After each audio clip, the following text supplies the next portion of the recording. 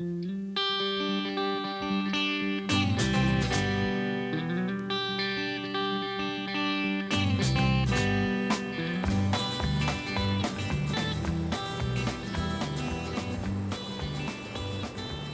more than a century, this station on the southern Wairarapa coast has earned its living in the traditional way, as a producer of cattle and sheep. But time and economic necessity have forced a change. Conventional farming's no longer as viable as it once was.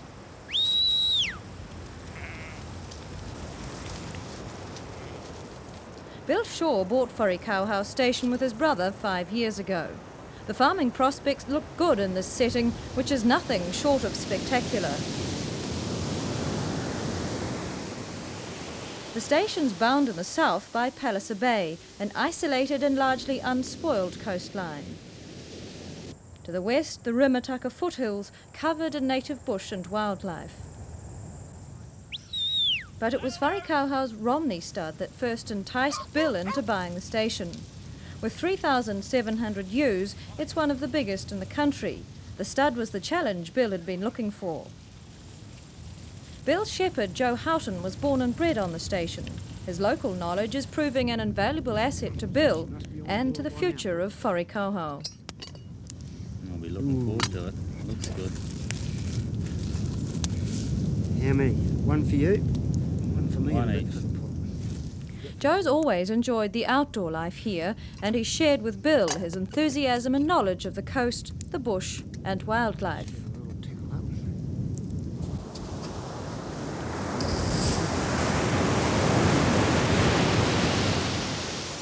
In the past, Joe and Bill indulged in their outdoor pleasures when farming permitted. Now they're taking their leisure more seriously and are turning it into a profitable business.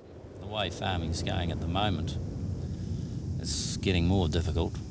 Our costs have escalated, and I think we've got to look to other things now. And my wife has started a tourist venture, which seems to be going along very nicely.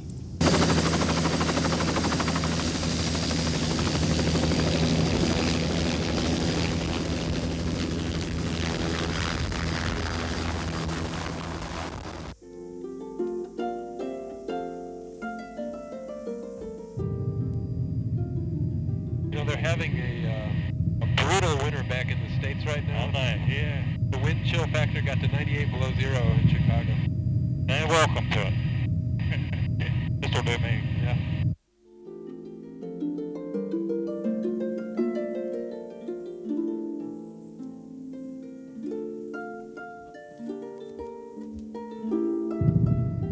In the States, you'd never have this much coastline without incredible development. Yeah. You'd have motels strung all along the coastline.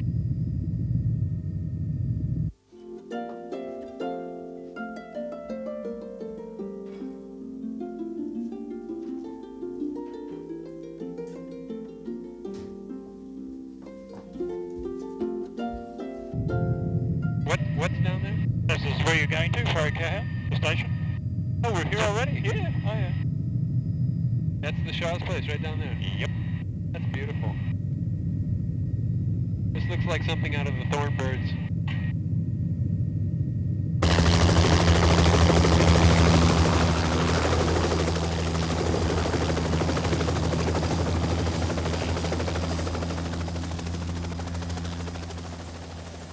Annette Shaw's capitalising on Wharekauhau's location. Considered by most to be isolated, it's only 8 minutes from Wellington by helicopter. This is not a cheap farm holiday, and it's aiming for the top of the tourist market. Her room rate's $150 a day per person. A paddock of Romney rams and a handful of cabbage trees, a familiar New Zealand scene, but to visitors from Chicago, it's a novelty, and one they're prepared to pay for. The uncluttered, clean, open spaces that we take for granted are a drawcard for the wealthy city dwellers of Europe and the United States.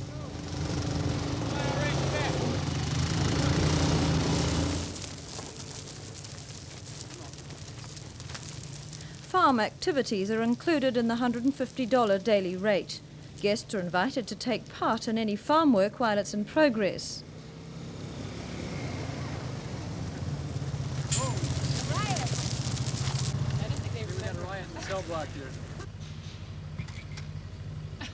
All right.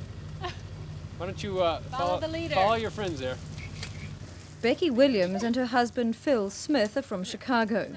They've never seen sheep being dipped before.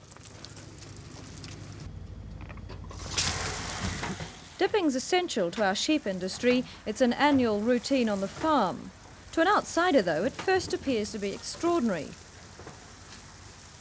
For Suzanne Robin, a guest from Christchurch, and Becky and Phil, this is a very unusual experience.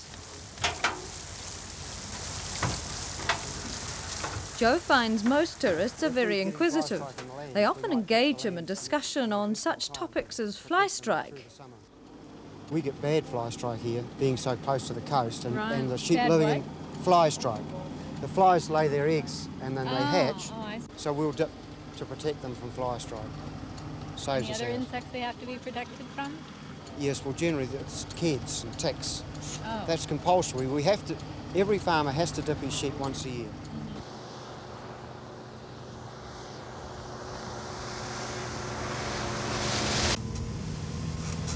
The water's looking a bit clearer along here, Bill.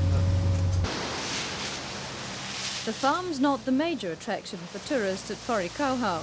The sea and the bush in this part of the Wairarapa offer the adventure-seeking tourist plenty. I'm already that hot, I can hardly breathe. I want to get in this water as quick as possible. Yeah? I like being hot in the water. I like being warm, but I don't like being this hot. Snorkeling's just one of the endless list of outdoor sports tourists can try here. Shepherd Joe is also official tourist guide. They can tap the knowledge he's acquired over a lifetime on this coast, but for a fee. Any activity they engage Joe in costs extra.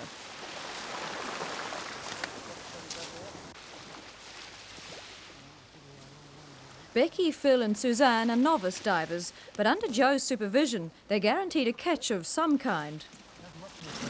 Don't have that strap too tight. No, that feels fine. Okay. Get this sucker on. Let's go ahead.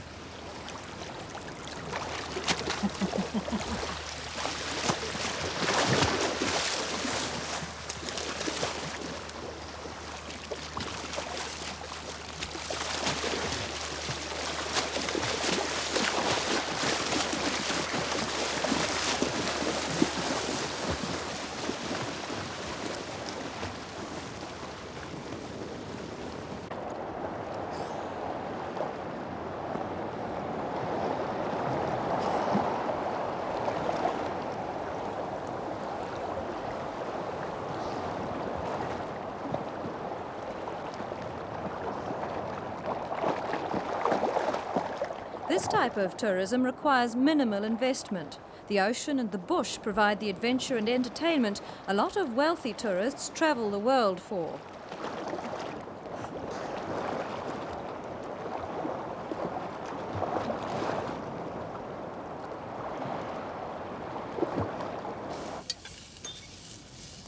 Okay, Annette. Let's have a little smile here. What would you like, Let's have a little beautiful for Architectural Digest. Living. Nothing can compare with freshly caught paua and fish in a camp oven by the sea. All ready to go, Annette. It's power three. The chance of eating something they've caught is an experience people from the big cities of the world can't easily find. Not all tourists are looking for casinos or nightclubs. New Zealand has something unique to offer without completely upsetting the balance of its environment. Chicken. And Fresh we still have tomatoes. Fish coming up and catching. Never wrestled a powwow before. That's the most exciting part, though, is actually eating it. Just as soon as you've cooked it. To find coastline like this, and mountains like those, and wildlife like we saw the other day, is equivalent to finding the Florida coast and the Appalachians and the Colorado mountains all squeezed together into one little area. And that's pretty amazing. Pull. Good one. Gee! Good one, Phil. You ready for the next one? Okay, pull. Clay bird shooting's popular in the United States. For those who don't wish to participate in blood sports, this is one of the options. They've tried to cater for all taste at Wharekauhau. How's the glue? Oh, good luck. Yeah, it's the second shot. When you're ready again. All right, let's pull. That one got away, Phil. Wharekauhau's formula for contented tourists is to offer a wide range of activities and not to spend too long on any one. Right in the middle. I knew it was going to come. You want another one while you're still going? Yes. Right. She's hot. She's hot. Pull. Good one. Right in the middle. Oh, yay! That was a really good shot. To provide an extensive range of things to do, every possible local resource is utilised.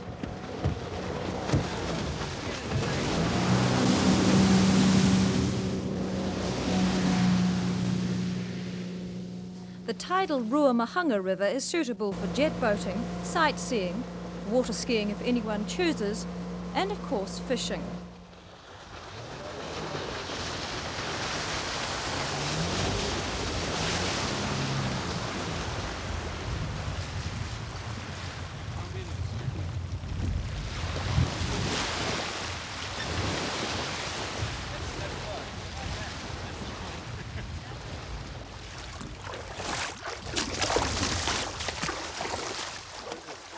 The flounder nets set on the previous tide should hold the evening meal. We're not. I don't think we're going to feed too many folks. Hold on. Oh, our biggest one Hold yet. on. Oh, he has a nice yellow color. Is he different, Joe? He's alive. Yeah. He's a sole. The others. Oh, is that right? No, that's a flounder, and the one you had ahead was a Watch sole. the crab. The same. Oh, that crab's going for your ankle there, bud. Here, no. Joe can organise alternative activities such as bushwalks, deer or pig hunting and rabbit shooting if floundering doesn't appeal. A very nice net.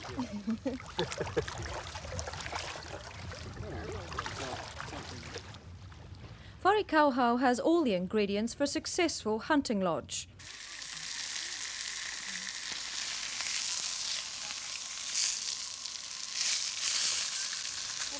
Relax the stress of the inner city life, right? The feeling is that Annette's tourism will generate more income than Bill's large Romney stud.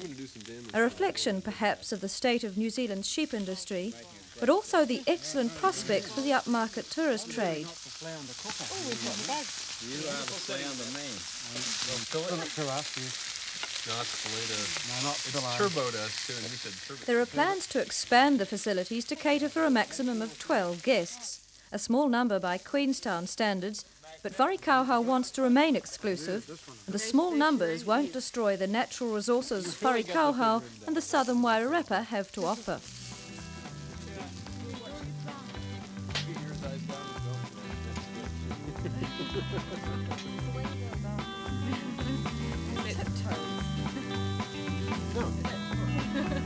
This was really